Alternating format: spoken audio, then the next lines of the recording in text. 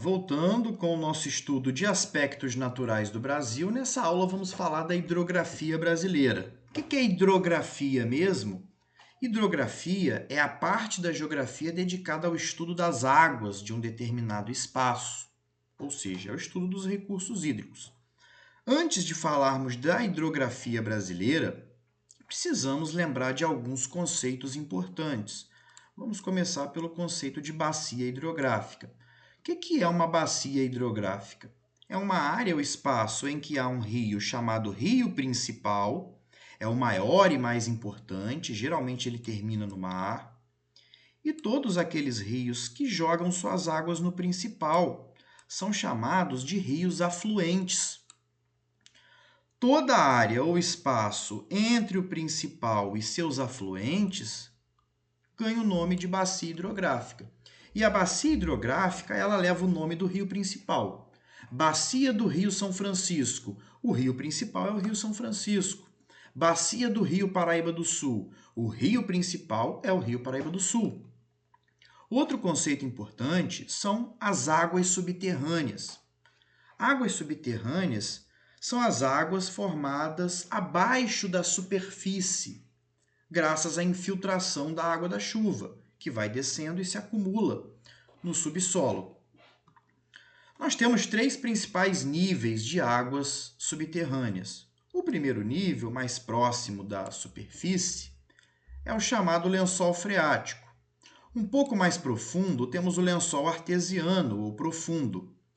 E ainda mais profundo, formado em rochas porosas, rochas que absorvem a água como se fossem esponjas, nós temos os chamados aquíferos. Outro conceito é o de região hidrográfica. Região hidrográfica é uma bacia hidrográfica ou um conjunto de bacias ou subbacias próximas e com características semelhantes, que vão ser administradas, geridas, fiscalizadas pelos órgãos do governo responsáveis pela fiscalização e gestão e administração dos recursos hídricos. Na verdade, a região hidrográfica é a bacia hidrográfica propriamente dita, só que vai ser administrada, gerida, fiscalizada pelos órgãos do governo, como eu disse. Se formos olhar esse mapa das regiões hidrográficas do Brasil, essas regiões hidrográficas correspondem às bacias hidrográficas do Brasil. Então vamos conhecer as bacias hidrográficas do Brasil. Algumas delas, a bacia amazônica, cujo rio principal é o rio Amazonas, a bacia do rio Tocantins-Araguaia, a bacia do rio São Francisco, temos a bacia do Atlântico Sudeste, formada aí por várias pequenas bacias. Uma dessas microbacias é a do rio Paraíba do Sul, um rio muito importante aqui no estado onde eu moro, Rio de Janeiro. Quando formos estudar cada uma das regiões brasileiras, a região Norte, Nordeste, Centro-Oeste, Sudeste e Sul, vamos falar com mais detalhes das bacias hidrográficas de cada região brasileira. De uma maneira geral, podemos dizer, em termos hídricos, que o Brasil é um país em que há fartura hídrica. Há bastantes rios. De uma maneira geral, não deveria faltar água no Brasil. E por que nós temos uma fartura hídrica no Brasil? Por conta dos nossos climas. A maioria deles climas chuvosos, ou que tem uma estação seca e uma chuvosa. Porque a questão hídrica ela está diretamente relacionada com o clima. Um local de clima seco, de clima árido, não vai ter rio. Porque para ter rio tem que haver chuva. Então, conforme observamos nesse mapa, vemos que o Brasil ele tem uma grande fartura hídrica.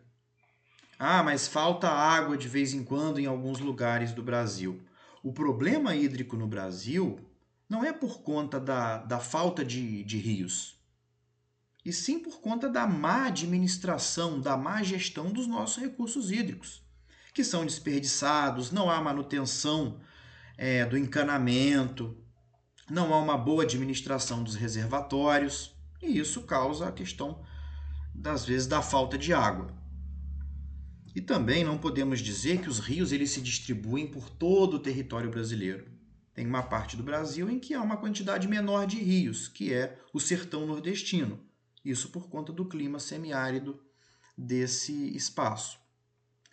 No mapa da escassez hídrica no mundo, vemos que o Brasil ele não enfrenta problemas. O Brasil ele tem, conforme vemos na legenda aqui, um nível de água considerado abundante. Apenas a nível de curiosidade, esse mapa traz um rio por estado, um rio importante de cada estado brasileiro. Então, em vez de trazermos os nomes dos estados, trazemos os nomes dos rios de cada estado. Então, no Rondônia, Rio Madeira. Mato Grosso do Sul, um rio importante, o Rio Paraná. Aqui no meu estado, que é o Rio de Janeiro, um rio importante, Rio Paraíba do Sul. Espírito Santo, Rio Doce. Um rio importante da Bahia, o Rio São Francisco. Outra curiosidade também é essa lista aqui com os 10 maiores rios do Brasil. O maior, não só do Brasil, mas do mundo, é o Rio Amazonas. Agora vamos falar das águas subterrâneas, vamos falar dos aquíferos. E na América do Sul é onde estão os 2 maiores aquíferos do mundo. O maior do mundo, o primeiro maior, é o chamado SAGA, que é o Sistema Aquífero Grande Amazônia. Toda essa área aqui.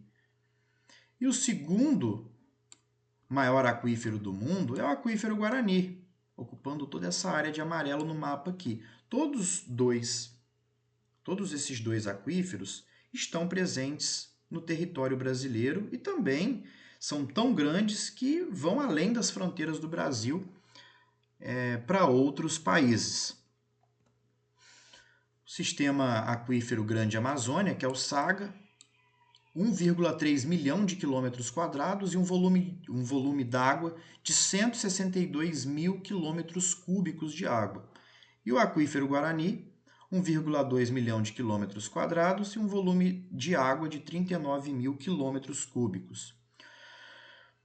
Agora, vamos falar dos problemas principais que têm afetado os nossos recursos hídricos, os nossos mananciais, os nossos rios, que é o desmatamento das áreas de nascentes.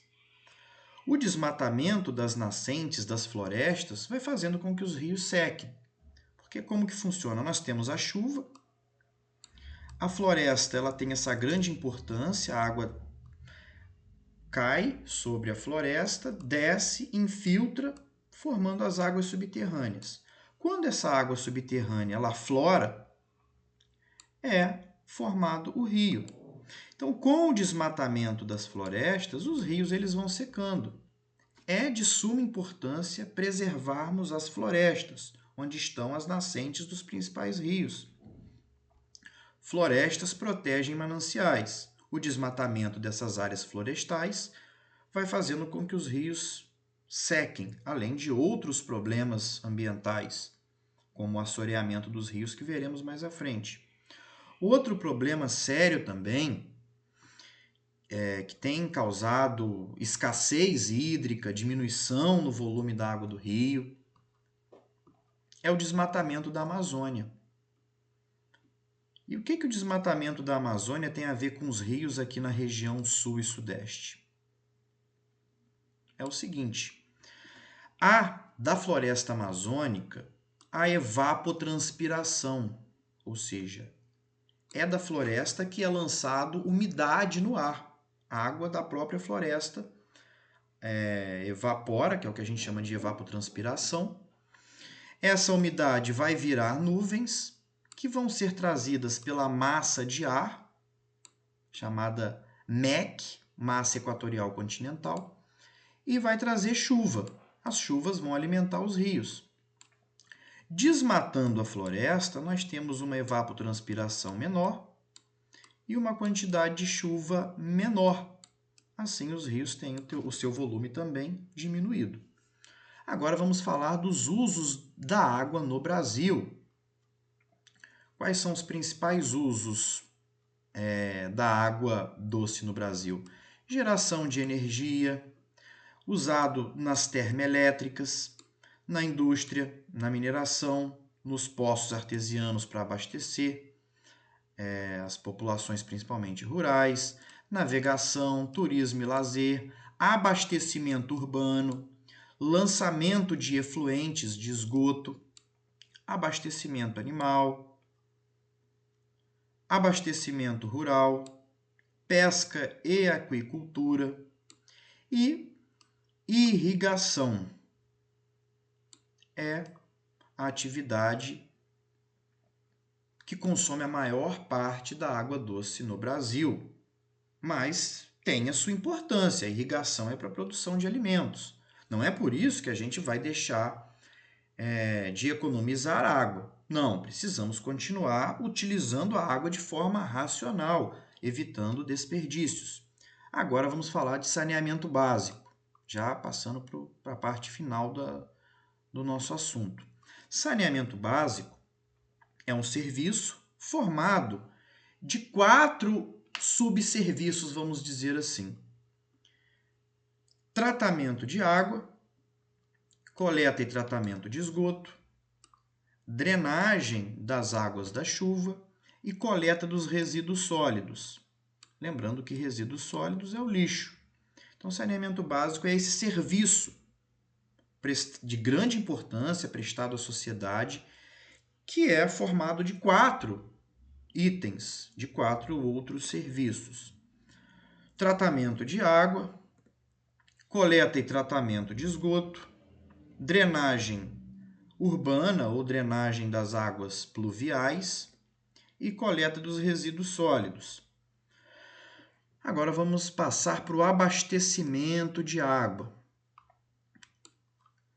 58% das cidades são abastecidas através de manancial superficial, ou seja, são abastecidas através dos rios.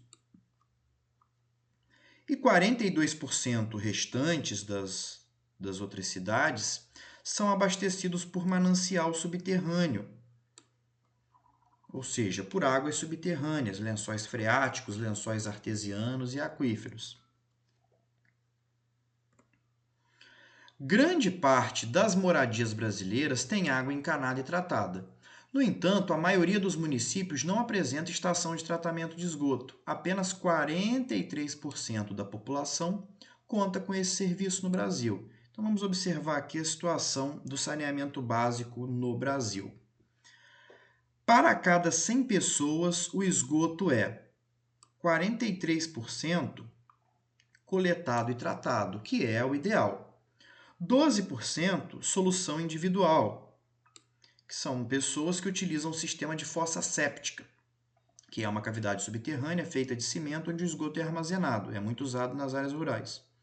18% dos brasileiros têm o esgoto coletado, porém não tratado. E 27% não há tratamento de esgoto, o esgoto não é coletado e nem tratado.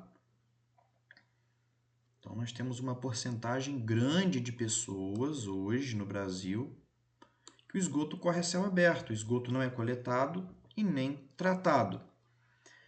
E qual é em sua opinião, que consequências a deficiência nesse serviço, na coleta e no tratamento de esgoto, traz para o meio ambiente e para a saúde das pessoas?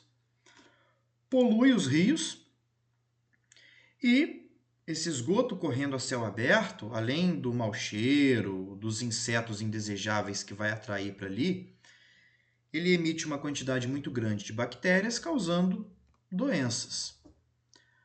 Outra questão importante na hidrografia brasileira é o seguinte: mesmo o nosso país tendo uma fartura hídrica, vários estados brasileiros já têm recorrido à dessalinização da água do mar, que é transformar a água salgada do mar em água doce.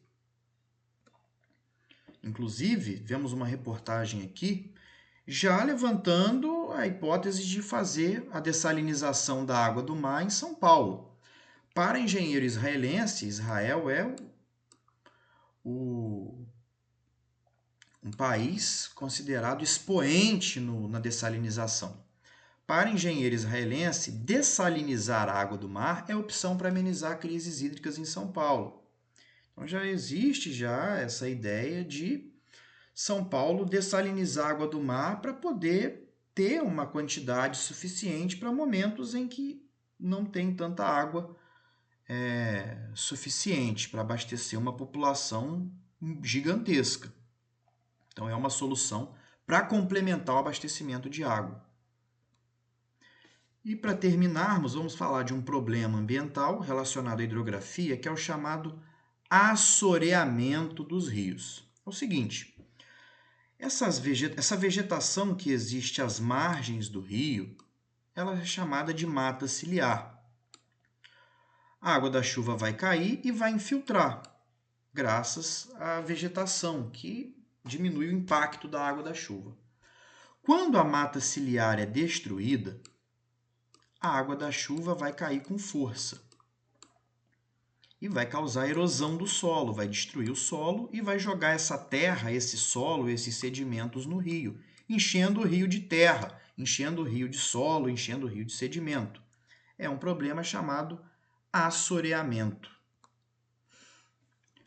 Bom, é isso. Espero que tenha ficado claro esse conteúdo chamado hidrografia brasileira.